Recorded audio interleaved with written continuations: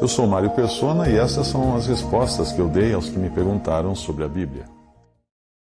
E aí ele lembra que ele já está no final do seu pavio, né? O seu pavio está quase se apagando, quando ele fala assim em 2 Timóteo 4,6, porque eu já estou sendo oferecido por aspersão de sacrifício, e o tempo da minha partida está próximo. Paulo sabia que iria morrer. Paulo sabia que iria morrer. O Senhor já tinha revelado isso a ele. Em 1 Tessalonicenses 4, ele não sabia que iria morrer.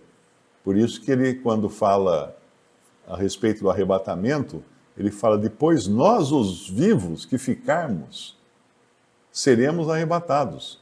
Ele se incluía entre os que seriam arrebatados, porque ele não sabia que ele iria morrer antes. Mas quando chega aqui nessa última carta, ele já sabe que vai morrer. Então ele já sabe que não vai participar do arrebatamento, mas vai ser levado para a presença do Senhor pela morte.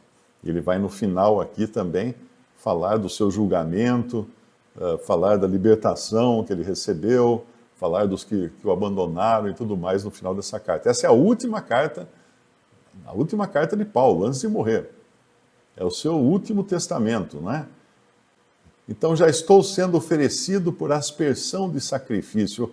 O que ele quer dizer com isso? Bom, no Antigo Testamento, você tem lá em Êxodo capítulo 29, versículo 40, diz assim, com um cordeiro, a 10ª parte de flor de farinha, misturada com a 4ª parte de um hin de azeite batido, e para libação, a 4ª parte de um hin de vinho. Então, depois que era feito o sacrifício, e também em Números, capítulo 15, ele explica também esses sacrifícios, né? No versículo 1, depois falou o Senhor a Moisés, dizendo, fala aos filhos de Israel e dize-lhes, quando entrardes na terra das vossas habitações, que eu vos hei de dar, e ao Senhor fizerdes oferta queimada, holocausto ou sacrifício, para cumprir um voto, ou em oferta voluntária, ou nas vossas solenidades, para fazerdes ao Senhor um cheiro suave de ovelhas ou gado, então aquele que apresentar a sua oferta ao Senhor por oferta de alimentos, trará uma 10ª de flor de farinha, misturada com a 4ª parte de um hin de azeite. São medidas dos tempos bíblicos, né? E de vinho para libação, prepararás a 4ª parte de um hin, para holocausto ou para sacrifício para cada cordeiro. Então, assim que era feito o sacrifício, era derramado vinho em cima. Quer dizer, a última coisa depois do sacrifício era a libação ou a aspersão. E aqui quando Paulo fala, porque eu já estou sendo oferecido, ele não fala por sacrifício, ele fala por aspersão de sacrifício. Ou seja, a última etapa de um sacrifício, que era derramar o vinho sobre o sacrifício.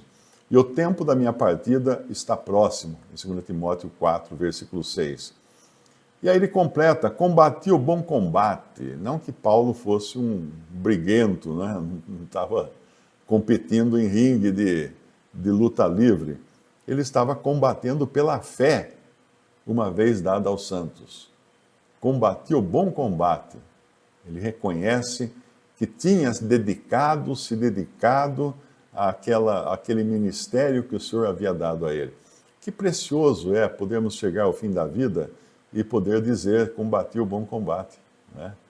Combati o bom combate. Às vezes eu penso, puxa vida, a gente tem uma vida tão curta, tem tão pouco tempo de servir o Senhor, de obedecer o Senhor, de conhecer o Senhor aqui na terra, porque no céu nós vamos conhecê-lo pessoalmente fora das agruras e das dificuldades da terra.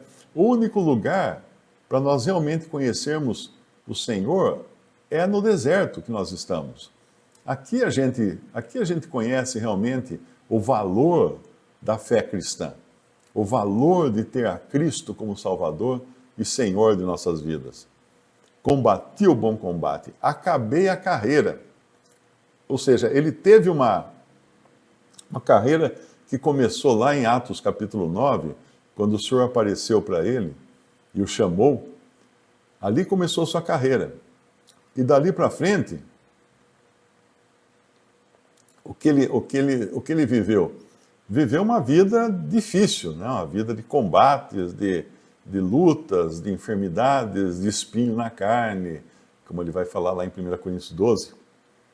Mas agora ele acabou a carreira. Ele chegou no fim.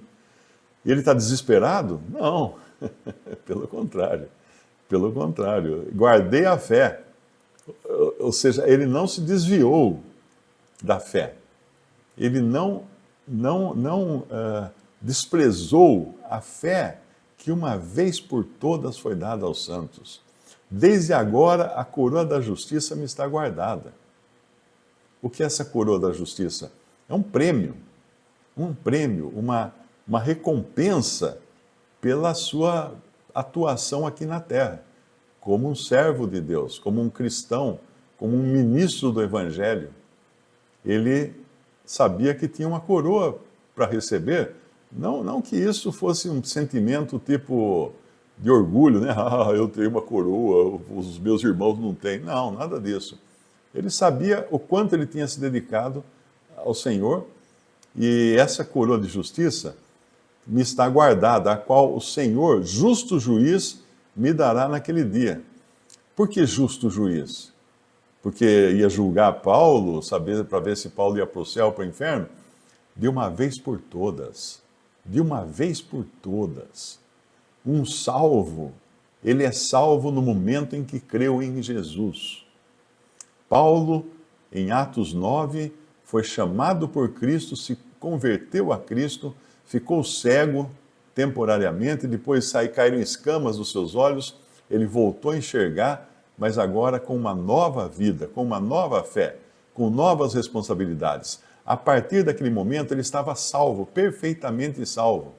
Ah, mas e todos os crimes que ele cometeu? Sim, cometeu muitos crimes.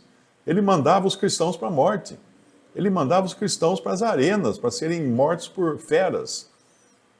Ele mandava os cristãos para as prisões, mandava os cristãos para as galés romanas, entregava para os romanos, para eles virarem aqueles escravos que remavam os navios de guerra de Roma.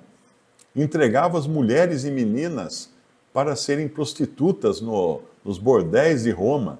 E é isso que Paulo fazia, esse é o trabalho dele, porque ele perseguia os cristãos, ele queria se livrar dos cristãos, porque ele considerava os cristãos uma seita herética que não tinha nem direito de viver na terra, de viver no mundo. No entanto, a partir daquela transformação que ele sofreu na sua conversão, ele estava salvo e perfeitamente perdoado de todos os horríveis pecados que ele havia cometido. Quando uma pessoa fala São Paulo, pensa que nasceu assim já com a asinha de anjo voando, tal. Não. Ele fala assim: Cristo Jesus veio ao mundo salvar pecadores, dos quais eu sou o principal. Por quê? Porque ele tinha feito coisas horríveis. Percebe? Mas o Deus que justifica o ímpio, não o bom. Deus não justifica o bom, o que se acha bom. Deus justifica o ímpio. Havia justificado Paulo. Então agora ele podia tanto servir no ministério do Senhor, pregar o evangelho, ajudar os irmãos e se despedir aqui. Estou sendo oferecido por aspersão de sacrifício, o tempo da minha partida está próximo, combati o bom combate, acabei a carreira, guardei a fé, desde agora a coroa da justiça está me guardada, o qual o Senhor, justo juiz, me dará naquele dia, e não somente a mim, mas também a todos os que amarem a sua vinda. Esse justo juízo aqui não é no sentido de que Paulo iria enfrentar o juízo final, não. Porque um crente em Cristo que teve os seus pecados perdoados no dia em que creu em Jesus, vai fazer o quê no juízo final? Vai fazer o quê? Vai chegar lá e falar assim: eu estou aqui para ser julgado dos meus pecados. O Senhor vai falar para ele assim: que pecados? Eu paguei por eles na cruz. Quando você se converteu, eu perdoei todos eles. A sua conta está zerada. Está zerada. Tinha uma história bonitinha de uma menina, e quando perguntaram para ela como é que ela sabia que os pecados dela tinham sido perdoados, tinham sido lançados no esquecimento por Deus. Ela falou assim: é que Deus tem lá no céu, ele tem uma lista, ele tem uma lista dos meus pecados, todos eles escritos assim, né? Mas daí quando eu criei em Jesus, caiu sangue nessa lista. E Deus não consegue mais ler. Agora ele não consegue mais ler os pecados que estavam escritos ali. Então por isso que ele vai me levar para o céu. Então realmente é isso daí, quando nós cremos em Jesus, o sangue de Cristo nos purifica de todo o pecado. Essa é a promessa que está inclusive em 1 João. Então quando esse justo juiz aqui, não é um juiz de um tribunal de condenação de pecador, porque Paulo era um salvo agora. Era um salvo. E uma curiosidade é que em nenhum lugar na Bíblia um salvo é chamado de pecador. Nenhum lugar. Ele foi pecador quando ele pecava, né, e quando ele era perdido, mas agora, apesar dele eventualmente cair em pecado, e a Bíblia fala que não há homem que não peque, e lá em 1 João também fala, né, que se pecarmos, temos um advogado. Para que nós temos um advogado? Porque nós pecamos eventualmente, caímos em pecado. Não deveríamos, mas caímos, porque vivemos numa carne ainda contaminada pelo pecado. Então ele vai dizer aqui que esse justo juiz dará a ele a coroa da justiça, mas é um juiz, não um juiz de tribunal de condenação de crimes, de pecadores. É um juiz de vamos dizer assim, um concurso de obras de arte. Não tem os juízes lá, não tem juiz de programa de música, aqueles programas que o cara vai cantar, daí os juízes falam assim, cantou bem, cantou ruim, não sei o que e tal. É esse tipo de juiz, não está julgando a pessoa, está julgando o que a pessoa fez. O que a pessoa fez, para dar prêmio ou não dar prêmio, dar recompensa ou não dar recompensa. Então, por isso que ele tem a certeza de que ele vai, o juiz é justo, né?